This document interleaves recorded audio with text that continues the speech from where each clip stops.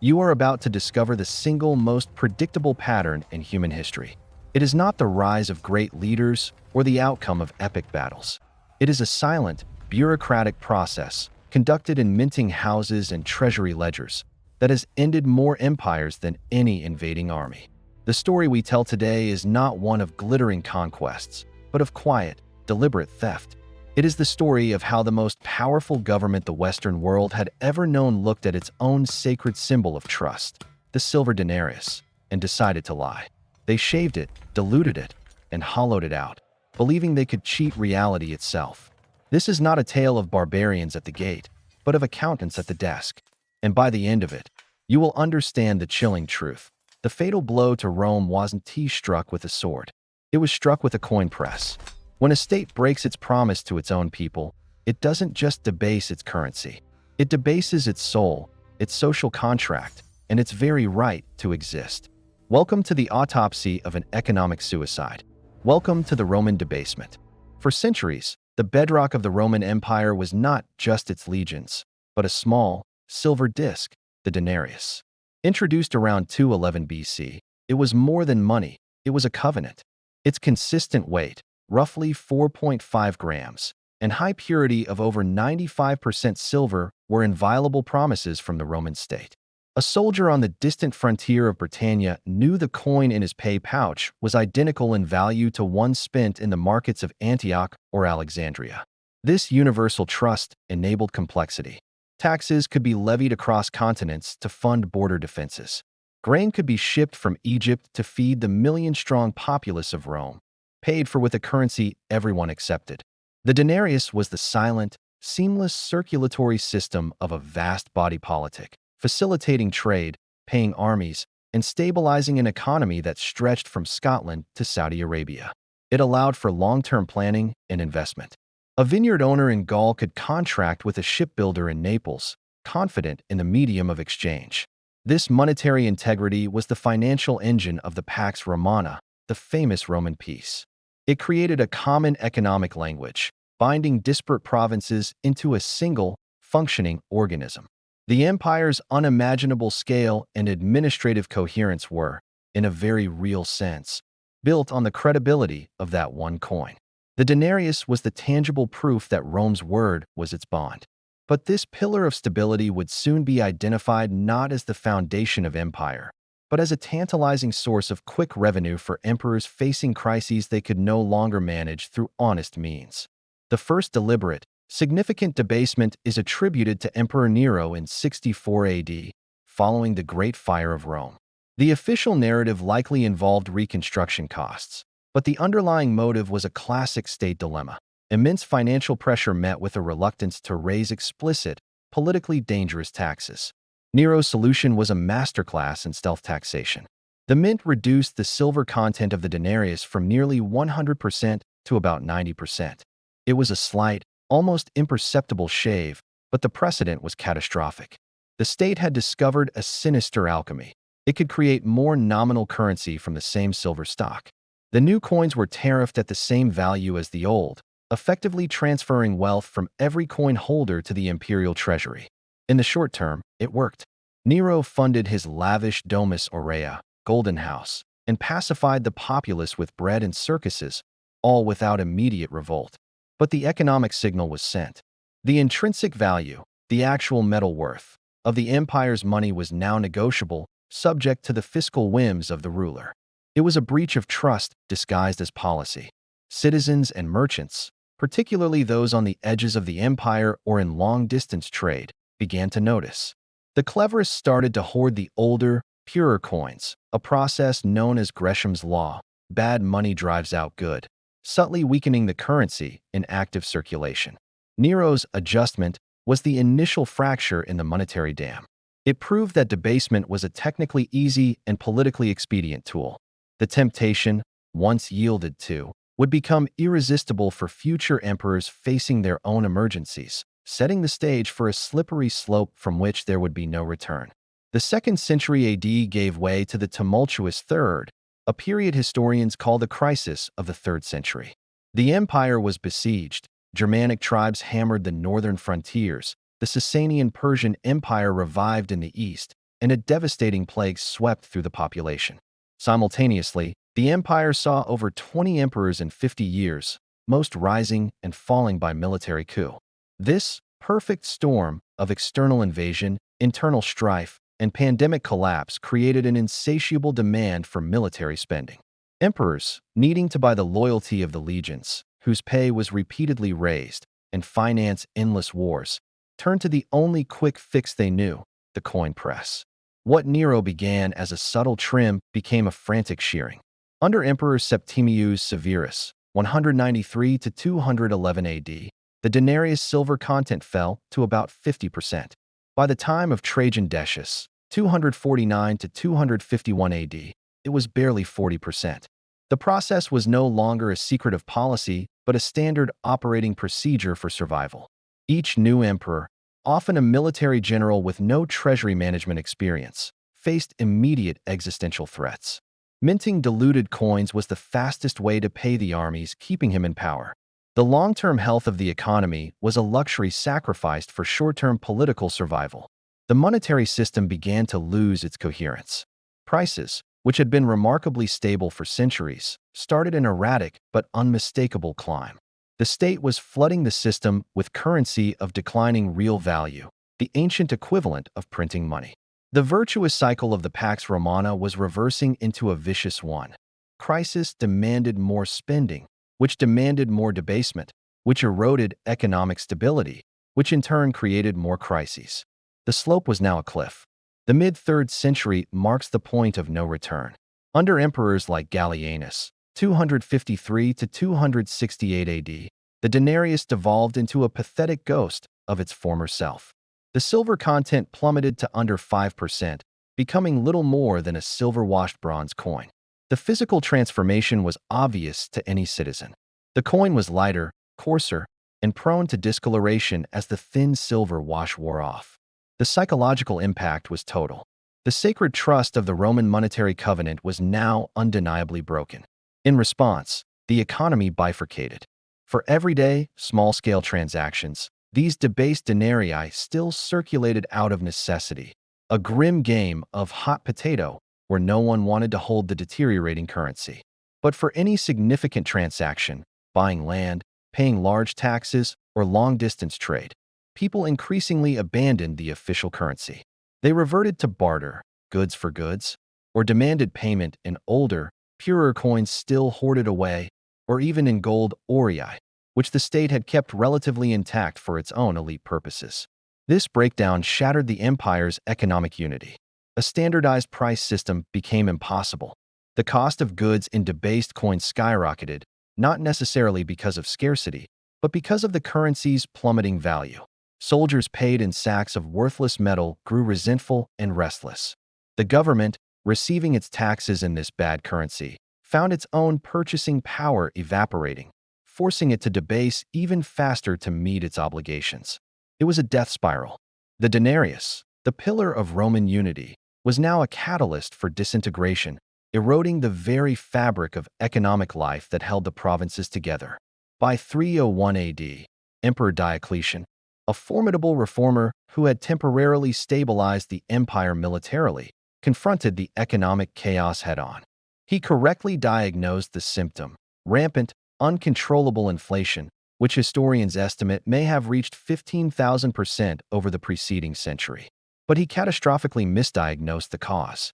Diocletian believed the inflation was due to the greed of merchants and speculators, not the direct result of his predecessor's currency debasement. His solution was the infamous Edict on Maximum Prices. This sweeping law was a masterpiece of authoritarian overreach, stipulating maximum prices for over 1,000 goods and services across the empire, from British wool to Egyptian linen, and even setting wage caps for laborers. The punishment for violators was death. The edict was an attempt to use the force of law to repeal the laws of economics. It failed spectacularly. Merchants, unable to profit at the state-mandated prices, simply stopped selling goods in the official markets. A massive black market emerged, where prices were even higher due to the risk involved. Shortages of essential goods became acute. The edict became unenforceable and was eventually abandoned. Diocletian's failure proved a brutal economic lesson. You cannot decree value. Price controls are powerless against the tidal force of a currency collapse. The real problem was the money itself, and no amount of legislation could restore trust once it was vaporized.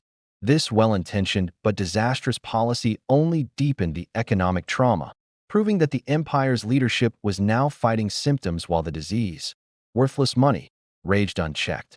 Following Diocletian's failure, Emperor Constantine the Great took a radically different approach.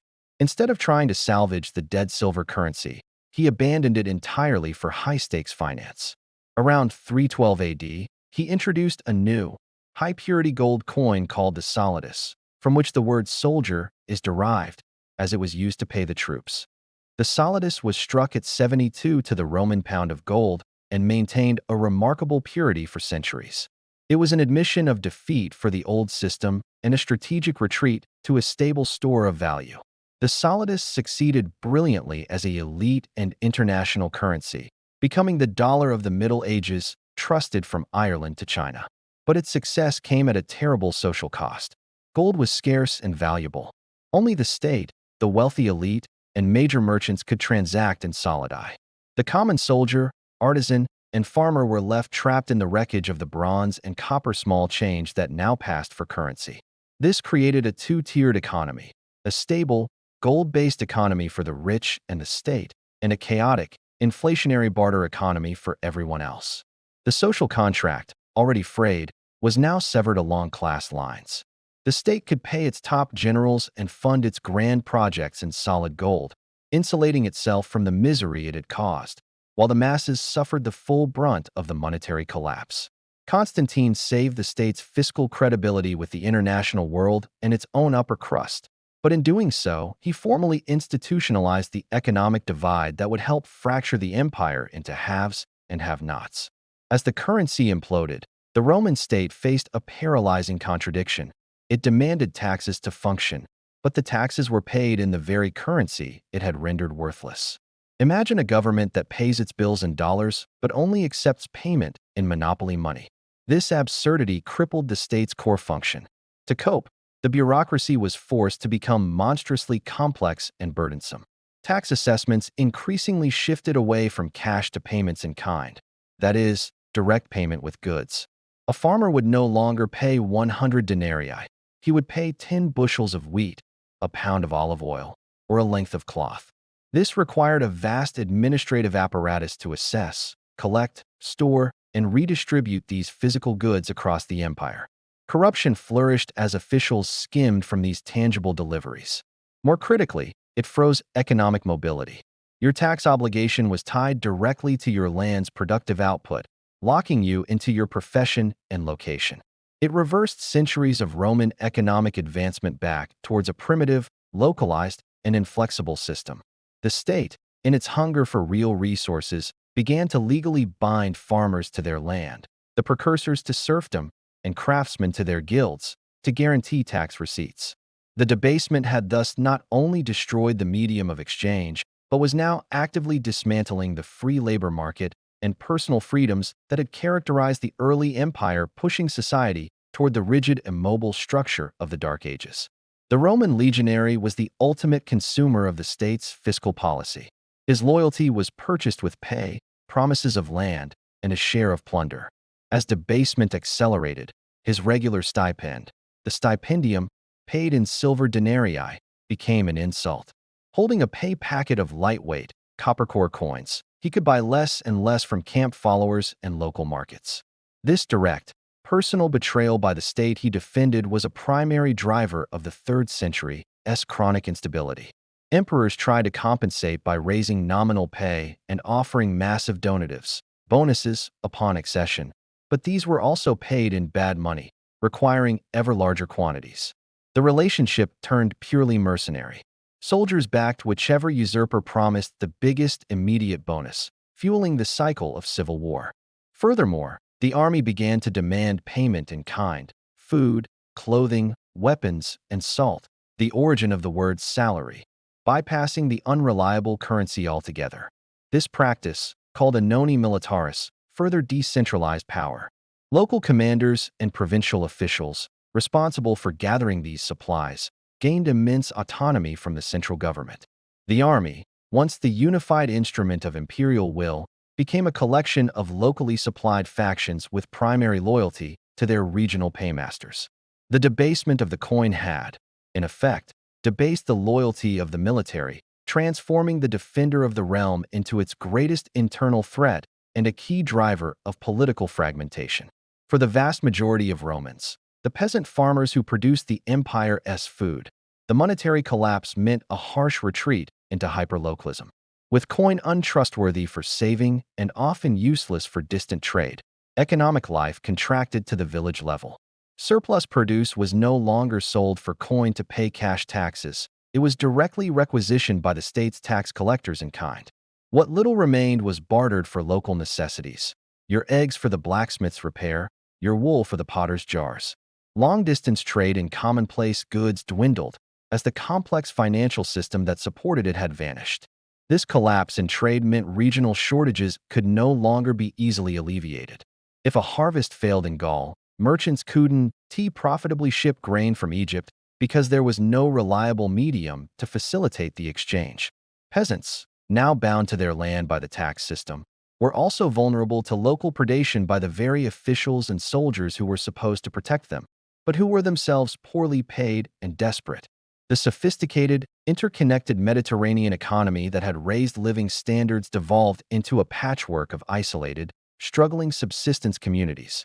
The economic glue that bound province to province had dissolved, making the idea of a unified Roman economy a memory. The empire was becoming a geographic shell, its internal connections severed by the failure of its money. The Roman senatorial and landowning elite watched the currency melt down with horror and then acted with ruthless self-preservation. They stopped keeping their wealth in imperial banks or coin. Instead, they converted assets into the only safe havens left: land and gold. They bought up distressed peasant holdings, creating vast, self-sufficient estates called latifundia. These were not just farms, they were fortified economic islands. They had their own workshops, blacksmiths, potteries, and private security. The goal was autarky, economic self-sufficiency, to insulate from the chaotic outside world. On these estates, labor was provided by coloni, farmers legally bound to the land, the forerunners of medieval serfs. Trade between these estates was minimal and often conducted by barter or weight of gold/silver bullion, not coin. This represented a massive, voluntary disinvestment from the Roman monetary project and the broader imperial economy. The wealthy, who had the capital to invest in trade and industry, withdrew it. Economic activity and innovation stagnated. The flow of capital that builds roads, ships, and businesses froze. The elite's retreat into fortified land wealth accelerated the decentralization of power, the decline of urban centers, which relied on trade and cash, and the feudalization of society. The Roman state, deprived of both a functional currency and the taxable commercial wealth of its richest citizens, was left financially hollowed out, ruling over a fractured landscape of powerful, inward-looking lords. Beyond the spreadsheets of inflation and tax receipts, the most devastating damage was psychological. The Romans had a profound concept: Fides Publica, the public trust, the belief that the state's word was sacred and its promises binding. The denarius was the physical embodiment of this trust.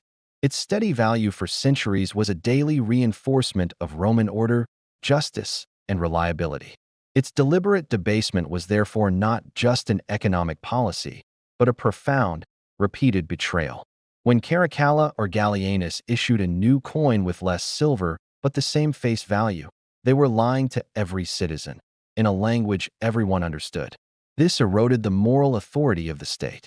If the emperor's face on a coin was a promise he could break at will, what about his laws, his treaties, his guarantees of safety? The social cohesion that had made Romans from Britain to Syria feel part of a common project began to unravel. Local identity and loyalty to province, tribe, or local patron resurged as the central imperial identity lost its credibility. Faith in the future evaporated. Why save? Why invest? Why plan for a tomorrow when the very measure of value was being systematically destroyed by the authorities? This collapse of confidence made every crisis deeper and recovery impossible. A society that no longer trusts its institutions or its future is a society primed for fragmentation and collapse. The debasement of the coin minted a deep-seated cynicism and despair that no military reform could ever remedy. By the 5th century AD, the Eastern and Western Roman empires were on starkly different trajectories. The East, centered on wealthier, more urbanized Constantinople, had managed its currency more conservatively and retained the vibrant tax base of Anatolia, Syria, and Egypt. Its solidus remained rock solid. The West, however, was the patient where all the symptoms of debasement culminated in terminal failure. By the 470s AD, the official Western Roman mints had ceased producing silver coinage altogether. What circulated was a bewildering array of tiny, crude bronze nummi, worth almost nothing, and a smattering of old, worn coins. The economy had regressed to barter and localized payment in kind. This monetary darkness made it impossible for the Western court in Ravenna to pay, supply, and control armies across the vast distances of Gaul, Spain, and Africa. How do you pay a Frankish federati general to defend the Rhine when your money is trash? You pay him with land and the right to collect local taxes for himself, which is precisely what happened, creating independent Germanic kingdoms within the empire's borders. The loss of monetary sovereignty was the loss of central command. The Western Empire didn't have a dramatic, single fall. It fiscally and administratively dissolved into a network of autonomous regional powers who had long since stopped needing Rome as currency, and therefore no longer needed its authority. The coinage tells the story, from unified silver, to debased bronze, to nothing. Where the money disappeared, the empire followed. The survival of the Eastern Roman, Byzantine, Empire for another 1,000 years stands as the ultimate control experiment. Its secret weapon was the solidus, now called the nomisma, which maintained its legendary purity from Constantine until the 11th century. This dollar of the medieval world was not a casual achievement. It required immense fiscal discipline, living within means, maintaining a reliable tax system, often in gold, and avoiding the temptation of short-term debasement. The Byzantine state understood that its currency was a pillar of its international prestige and internal stability. Merchants from Venice to Baghdad trusted it, which facilitated Constantinople's role as the global commercial hub. This stable currency allowed for complex state financing, long-term contracts, and a professional, salaried bureaucracy and military, the tagmata. When the Byzantines eventually succumbed to debasement in later centuries, their power declined in lockstep. The lesson is crystal clear. The Eastern Empire's longevity was directly tied to its monetary integrity. It proved that the Roman model could have survived its political and military crises, if only the Western half had protected the sanctity of its money as fiercely as it defended its borders. The divergent fates of East and West provide history's clearest case study on the non-negotiable link between sound money and civilizational endurance. The mechanics have changed, from clipping coins to tapping keyboards for quantitative easing, but the core temptation remains identical for modern states.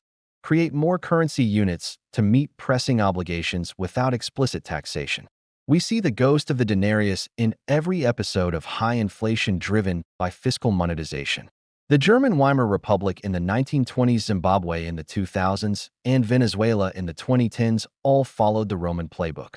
Finance deficits by creating money destroy public trust in the currency and witness the subsequent economic and social unraveling. Even reserve currencies like the US dollar are not immune to the logic of debasement, albeit at a slower, more contested pace through inflation that erodes purchasing power over decades. The Federal Reserve's balance sheet expansion, while different in intent and mechanism, sparks the same fundamental debate about the limits of monetary sovereignty. The Roman story is a permanent warning. No government, no matter how powerful, is stronger than the trust on which its money is based. When that trust is weaponized as a policy tool, it eventually backfires with catastrophic force. The transition from specie, metal-backed, to fiat, trust-backed, money in the 20th century didn't abolish this law.